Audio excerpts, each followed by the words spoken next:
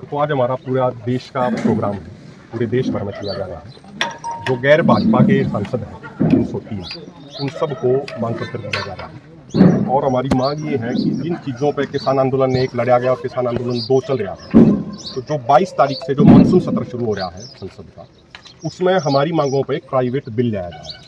क्योंकि आप जिस पार्टी से हैं, आपकी पार्टी ने भी अपने मैनिफेस्टो में ये बात कही थी कि भाई अगर हम सत्ता में आए तो हम ये सारे कार्य करेंगे।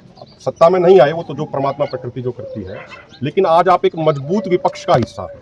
आपके भी आपके अलायंस के 237 सांसद हैं, तो अगर आप चाहेंगे तो इस पर आप एक प्राइवेट बिल पेश कर सकें, उस पर वोटिंग होगी, कम से कम पूरे देश को ये पता लग जाए कौन हमारे साथ खड़ा है और कौन हमारे खिलाफ खड़ा है। और जो हमारी सबसे मेजर मांग है वो है एमएसपी गारंटी कानून की, और इस कानून से सिर्फ किसानों को नहीं, किसानों से ज़्यादा फायदा पूरे देश की अर्थव्यवस्था को होना। उसके बारे में भी एक विस्तृत रिपोर्ट 22 तारीख से पहले हमारे सारे साथियों, हमारी पूरी रिपोर्ट तैयार है। कितना खर्चा होगा वो पूरी कैलकुलेशन हमने कर रखी है। जैसे सरकार कई बार प्रोपोगंडा चला दिया, झूठा प्रोपोगंडा, भाई 17 लाख करोड़ की जगह खर्चिए, ये सब सरकार की गैर जरूरी बातें हैं। हमने पूरा एक एक दाने का हिसाब निकाल कर, गेहूं पे कितना खर्चा होगा पूरे देश में, एमएसपी कानून के लिए 14,000 करोड़ होगा।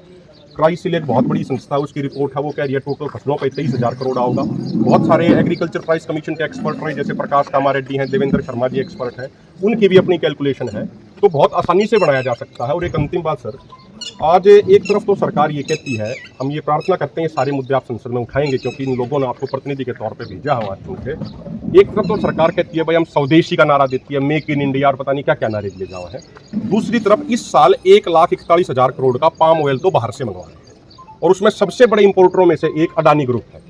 तो अडानी ग्रुप को कैसे फायदा हुआ है, उसके लिए इतना ज्यादा पाम ऑयल बाहर से मंगवाया जा रहा है, जिसके कारण हार्ट अटैक हो रहे हैं लोगों को। और अपने यहाँ पे जो सरसों की खेती करने वाले, दलहन तिलहन की खेती करने वाले थे, उनको ये दे नहीं रहे। 1,41,000 करोड़ मलेशिया इंडोनेशिया को दे रहे हैं। उसी तरीके से अब की बार 31,174 करोड़ की दालें वो बाहर से मंगवाई जा रही है, $3.74 बिलियन की।